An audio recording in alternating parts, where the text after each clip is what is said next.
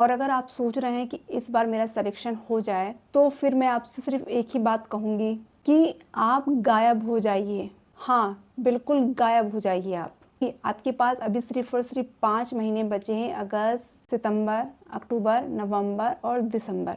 इस 5 महीने के लिए सारी दुनियादारी भूल जाइए, सिर्फ़ अपने ऊपर काम कीजिए और अगर आप हाउसवाइफ़ हैं, तो अपना घर का बेसिक काम कीजिए और पूरी तरह से अपने ऊपर ध्यान दीजिए। आपको उन चीज़ों से दूर होना है जो आपके लक्ष्य से दूर कर रही हैं। तो फ्रेंड्स, आजकल बहुत सारे लोग ऐसे हैं कि दिखावा करते हैं कि हम बहुत बिज़ी हैं, हम बहुत पढ़ रहे हैं। काफ़ी सारे लोग जो है लाइब्रेरी की फ़ोटोज़ डालते हैं।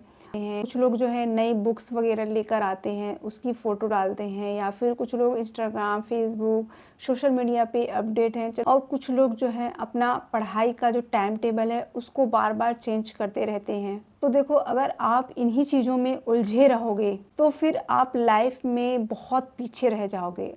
अभी बहुत कम समय बचा है, आधे से ज़्यादा समय आप कह लो 7 महीने निकल चुके हैं। अब आपके पास इस साल के सिर्फ़ और सिर्फ़ 5 महीने बचे हैं। इसमें आपको जो भी पढ़ना है, जितना भी अपने ऊपर काम करना है, अपने ऊपर पूरा टाइम दीजिए। इन 5 महीनों के लिए गायब भी हो जाएँगे तो किसी को कोई फ़र्क नहीं पड़ेगा, लेकिन इसका आपके सिलेक्शन पे बहुत ज़्यादा फ़र्क पड़ेगा। फ़र्क तो आपको पड़ेगा जब आपका नाम उस सिलेक्शन लिस्ट पे होगा। इसलिए मैं आपसे बस इतना कहूँगी, अगर वास्तव में आपको करना है, आगे बढ़ना है, तो कुछ समय के लिए बाकी चीज़ों को स्टॉप कर दीजिए, कम कर दीजिए, हो सके तो बंद कर दीजिए। क्योंकि मैं अपना ही बता लूँ, जब मैं स्टडी कर रही थी, मैंने ये सोच लिया था कि मैं सोशल मीडिया से कुछ टाइम के लिए दूरी बना लूँगी। सबसे पहले मुझे अपना करियर बनाना है और उस टाइम पे मैंने कोई फ़ोटोज़, कोई पोस्ट कुछ भी नहीं किया। जो आप वीडियोज़ देखते हैं मेरी पुरानी, वो सिर्फ़ और सिर्फ़ मैंने शूट करके रख ली थी, तब बस। ताकि आगे अगर मेरा सिलेक्शन हुआ तो ठीक है, नहीं हुआ तो मैं बाकी अपना जो रूटीन है उसको मैं सेव करके रखती थी कि उसको मैं आगे चलकर देख पाऊँ। तो आज के समय में आपको मोबाइल कम यूज़ करना है, सिर्फ़ और सिर्फ़ स्टडी के लिए यूज़ करना है। आपको यहाँ-वहाँ की बातों पे ध्यान नहीं देना है। आपका अगर घर का माहौल सही नहीं है, तो आप फालतू की बहस में ना पड़ें, सिर्फ़ और सिर्फ़ अपनी पढ़ाई पे ही ध्यान दें। और आजकल का समय ऐसा है, बहुत सारे पेपर लीक के मामले सामने आ रहे हैं, लेकिन इसका भी कोई ना कोई जो है रास्ता निकल ही आएगा। लेकिन जिनको सिलेक्शन लेना होता है, इन पेपर लीक की में भी सिलेक्शन ले लेते हैं। जैसे बहुत सारे ऐसे मैंने देखे हैं, अभी तक मुझे नहीं लगता कोई ऐसा पेपर हुआ हो, जिसमें पेपर लीक नहीं हुआ हो। ये बात अलग है, कुछ चीज़ें पकड़ी जाती हैं, कुछ चीज़ें नहीं पकड़ी जाती हैं। तो आप ये समझिए, बहुत सारी चीज़ें ऐसी हैं, लेकिन जिसको सिलेक्शन लेना होता है वो बहुत मेहनत करके वो ले ही लेता है एक ना एक सीट। तो आपको भी उतनी ही मेहनत करना है तो आपको एक सीट मिल सके। इसलिए आपको बहाने कम और अपने आप पे ज़्यादा ध्यान। मैंने अपनी तैयारी के दौरान एक बात सीखी थी, जब हम किसी को खुश करने की कोशिश करते हैं तो कहीं न कहीं हम अपने आप को पीछे छोड़ देते हैं, अपने आप को प्रायोरिटी नहीं देते हैं। लेकिन जिस दिन आप खुद को प्रायोरिटी देना शुरू कर देते हैं, उसी दिन से आपकी जो ज़िंदगी है वो बदलनी भी शुरू हो जाते हैं। तो फ्रेंड्स, ज़िंदगी में कभी-कभी आपको भी अपने लिए थोड़ा-सा स्वार्थी बनना ही पड़ेगा। अगर आपको इन 5 महीनों में किसी की शादी, पार्टी मिस भी हो जाएगी, तो ना उनकी शादी रुकेगी, ना कोई पार्टी रुकेगी, लेकिन आपका जो करियर है वो ज़रूर रुक जाएगा। तो कोशिश ये कीजिए, जो बहुत ज़रूरी चीज़ें हैं उन्हीं को अटेंड कीजिए, जो ज़रूरी नहीं है आपके बिना भी वो चीज़ें पॉसिबल हो सकती हैं, तो आप वहाँ से भी थोड़ा-थोड़ा अपने लिए समय बचाइए। बेवजह की इन सारी चीज़ों के लिए कुछ समय के लिए दूरी बना लीजिए। ये आपके और आपके लाइफ़ के लिए, आपके सिलेक्शन के लिए बहुत ज़रूरी है। और अगर आप ऐसा नहीं करेंगे और आप इन्हीं चीज़ों में उलझे रहेंगे तो नुकसान किसी का नहीं होगा, नुकसान आपका खुद का होगा। अगर आपका इस बार भी सिलेक्शन छूट गया या नहीं हो पाया किसी कारणवश, तो फिर सबसे ज़्यादा दर्द भी आपको ही होगा। तो एक बात हमेशा याद रखिए, लोग आपकी मेहनत पर, आपके रिजल्ट पर तालियां बजाते हैं, और जब तक आप संघर्ष कर रहे होते हैं ना, तो तब तक तो लोग पूछते ही नहीं हैं। इसलिए लोगों के ऊपर कम, अपने ऊपर ज़्यादा ध्यान दीजिए। आप चाहें तो मैं आपको एक छोटा सा प्लान बता सकती हूँ कि 5 महीने में आपको क्या क्या करना चाहिए। तो पहले महीने में आपको अपना सिलेबस पूरा करना है। जो जो आपके सिलेबस में है उसको पूरा देख लीजिए, समझ लीजिए और उस सिलेबस को पूरा करने में लग जाइए।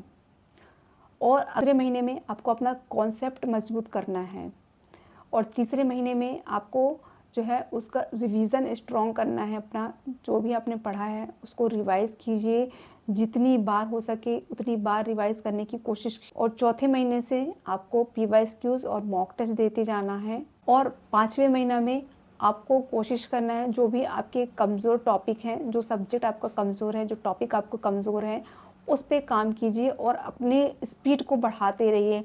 लगातार प्रैक्टिस करते रहिए, MCQs लगाइए, प्रैक्टिस सेट लगाइए, PYQs हल कीजिए। तो ऐसे आप अपना 5 महीने का रूटीन फिक्स कीजिए। एक चीज़ और, आपको इस 5 महीने में किसी से भी कंपटीशन नहीं करनी है तो अपने आप से ही करनी है। कितना आपके अंदर इम्प्रूवमेंट आया है, कितनी सुधार की ज़रूरत है, रोज़ अपने डे को डे बाय डे इम्प्रूव करिए, पढ़ाइए समय को। कभी भी ये मत देखिए कि सोशल मीडिया में कौन कितने घंटे पढ़ रहा है, कौन 5 घंटे पढ़ रहा है, कौन 8 घंटे पढ़ रहा है, कौन 10 घंटे पढ़ रहा है। ये घंटे देखकर पढ़ना बिल्कुल से बंद कर दीजिए, और बहुत सारा किताबों का ढेर लगाने की भी ज़रूरत नहीं है। लिमिटेड रिसोर्स रखिए अपने पास, 2 से 3 बुक्स ज़रूर रखिए एक सब्जेक्ट की। इससे ज़्यादा ढेर लगाने की आपको ज़रूरत नहीं है, और उन्हीं किताबों को बार बार पढ़ते रहिए। जब भी आपका मन करे कि आज पढ़ाई स्किप कर देते हैं या आज नहीं करते, कल से करते हैं, तो याद रखिए आप 10 दिन पीछे चले जाओगे। बहुत कम समय है, और इस प्रकार से अगर आपने एक दिन भी पढ़ाई छोड़ दी तो नेक्स्ट दिन पढ़ने के लिए बैठना बहुत मुश्किल हो जाएगा। तो कोशिश कीजिए एक भी दिन स्किप ना करें। चाहे आपके पास टाइम नहीं है तो रिवीजन ही करिए, लेकिन पढ़िए ज़रूर। और अपने लक्ष्य को मत भूलिए। आपका बहुत स्ट्रांग लक्ष्य होना चाहिए कि आपको ये जॉब क्यों चाहिए। जब तक आपका लक्ष्य और आपका जो कारण है वो मजबूत नहीं होगा, तब तक आपकी जो कंटिन्यू पढ़ने की आदत है वो नहीं डलेगी। एक चीज़ मैं आपको बहुत अपना पर्सनल एक्सपीरियंस बताने वाली हूँ। जब भी आपका पढ़ने में मन ना लगे तो आप अपने माता पिता का चेहरा एक बार ज़रूर देख लें, क्योंकि वो बूढ़े हो रहे हैं, और आपकी सफलता, चाहे आप हाउसवाइफ हों या आप जो है अनमैरिड हों, आपके माता पिता के चेहरे की वो खुशी याद कीजिए। जब आपका सिलेक्शन हो जाएगा तो वो कितने गर्व से आपके बारे में किसी और से बात करेंगे, या फिर कितने गर्व से वो जिएंगे, और आपके ऊपर उनको कितना प्राउड फील होगा। उस उनकी आँखों की उस चमक को ज़रूर याद रखिए, और आप उस चमक के लिए आपको मेहनत करनी है। मेरी शादी हो गई है, लेकिन मेरे जो माता पिता हैं, जब भी वो मेरे बारे में बात करते हैं तो उनकी चेहरे पर एक अलग ही खुशी होती। भले मेरी शादी हो गई है, फिर भी वो जब हम बच्चों के बारे में डिस्कशन करते हैं तो उनका जो चेहरा होता है, उनका जो भाव होता है, वो अलग ही लेवल का होता है। आप इस चीज़ को समझिए, और आप चाहते हैं ये खुशी उनके जीते जी उनके चेहरे पे आपको देखना है, तो कोशिश कीजिए अपने आप को जल्द से जल्द सफल करने की। जितनी जल्दी आप सफल होंगे, उतनी जल्दी उनकी चेहरे की वो खुशी आप देख पाएंगे। और अगर आप लाइफ में उनके लिए कुछ करना भी चाहते हैं तो आप ज़रूर कर सकते हैं, चाहे आपकी शादी हो गई हो या नहीं हो गई हो। तो ऐसे आपको अपने छोटे-छोटे से लक्ष्य बनाने हैं कि आपको क्यों चाहिए। उस माता-पिता के लिए चाहिए, अपने उन बच्चों का भविष्य सुधारने के लिए चाहिए, और अपना जो आत्मसम्मान है उसको बरकरार रखने के लिए चाहिए। आज के समय में ऐसा समय है कि आपके हस्बैंड और फैमिली कितनी भी अच्छी हो, लेकिन जब तक आप थोड़े बहुत इंडिपेंडेंट नहीं हैं, आपको आगे चल के बहुत बहुत सारी दिक्कतों का सामना करना पड़ सकता है। तो आप कोशिश कीजिए, ज़रूर आप सफल होंगे। और जब भी आपका मन ना लगे तो आप वो दिन याद कर लेना कि जब भी रिज़ल्ट आए और उस लिस्ट में आपका नाम नहीं होगा, तो आपको कितना दर्द महसूस होगा। अगर वो दर्द आपको दोबारा नहीं चाहिए, तो फिर उसके लिए आपको आज से मेहनत करनी पड़ेगी, और मेहनत थोड़ी नहीं, बहुत ज़्यादा मेहनत करनी पड़ेगी। और हम हाउसवाइफ़ के लिए तो बहुत ज़्यादा मेहनत करनी पड़ेगी, क्योंकि हमारे पास तो टाइमिंग की बहुत ज़्यादा कमी होती है। हमें अपने उसी घर के रूटीन में से ही थोड़ा-थोड़ा सा टाइम बचाकर अपने लिए निकालना होगा। दुनिया में ना 2 तरीके के लोग होते हैं। एक वो लोग होते हैं जो सिर्फ़ बहाने बनाते रहते हैं, दूसरों पे डिपेंड करते हैं कि हम क्या करेंगे, हमारे पास टाइम नहीं है, हमारे बच्चे छोटे हैं, हमारी फैमिली सपोर्ट नहीं करती। एक वो लोग होते हैं कि बच्चे को गोदी में भी लिए हैं, घर का काम भी कर रही हैं, और साथ में किचन में मोबाइल चल रहा है या बुक रखे हैं, वो पढ़ रहे हैं। घर के माहौल के बीच में कैसे न कैसे टाइम निकाल के अपने स्टडी को वो टाइम दे रहे हैं, इधर-उधर की बातों को छोड़कर सिर्फ़ और सिर्फ़ अपनी पढ़ाई पे ध्यान है। मैंने बहुत ऐसे लोगों को देखा है जो वॉशरूम में भी गई हैं और वहाँ पर भी पढ़ रही हैं। मैं खुद जब मैं वॉशरूम में जाती थी तो मैं अपना मोबाइल वहीं कहीं रख देती थी और वहाँ से कुछ भी ऐसा लगा लेती थी, थ्योरी कॉन्सेप्ट या कुछ भी, और बस धीरे-धीरे उसको सुनती रहती थी। तो आप अपना जहाँ भी आपको टाइम मिले उसको यूज़ कीजिए, अपने लिए टाइम बचाइए, और ऐसा नहीं सोचिए कि हमारे पास टाइम नहीं है।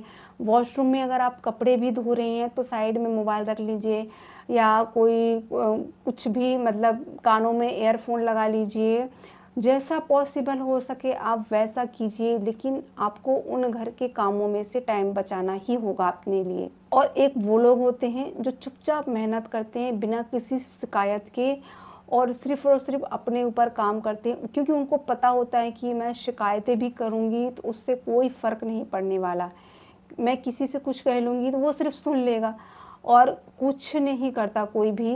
तो इससे अच्छा है करना हमें खुद ही है, तो हमें ही आगे आना होगा, हमें ही करना होगा।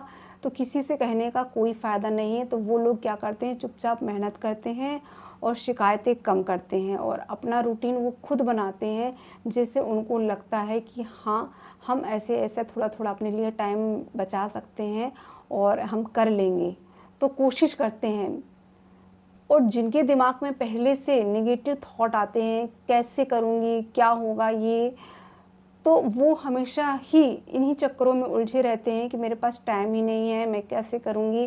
कोशिश कीजिए, करना स्टार्ट कीजिए, अपने आप रास्ताएँ बनने लगेंगी। तो डिसाइड आपको करना है कि आप कौन-सी कैटेगरी में हो, चुपचाप मेहनत करने वालों की कैटेगरी में हो, या अपने आप को सिर्फ़ और सिर्फ़ बहानों में ढकेलने वाले में से हो।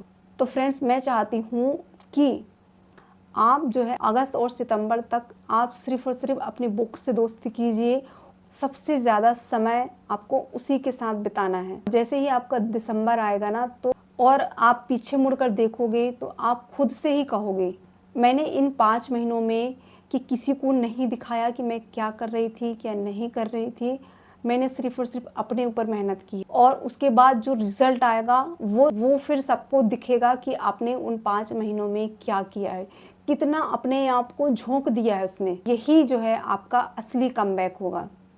अगर आपको लगता है ना कि समय आ गया है अपनी ज़िंदगी बदलने का, तो आज से ही खुद से एक वादा कीजिए कि इन 5 महीनों में मैं सिर्फ़ अपने लिए और अपने गोल के लिए जीऊँगी, और अपने सपनों के लिए लगातार मेहनत करूँगी बिना रुके, और किसी भी कीमत पर मैं हारने वाली नहीं हूँ।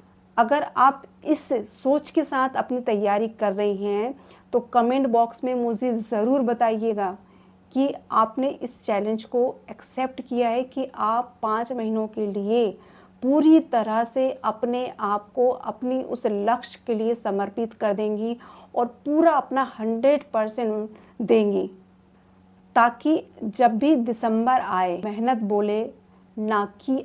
तो फ्रेंड्स, अगर मेरी वीडियो से आपको ज़रा सा भी मोटिवेशन मिला हो तो वीडियो को लाइक ज़रूर कीजिएगा, और thank you watching this video. तो मिलते हैं अपने नेक्स्ट वीडियो में, तब तक के लिए बाय बाय।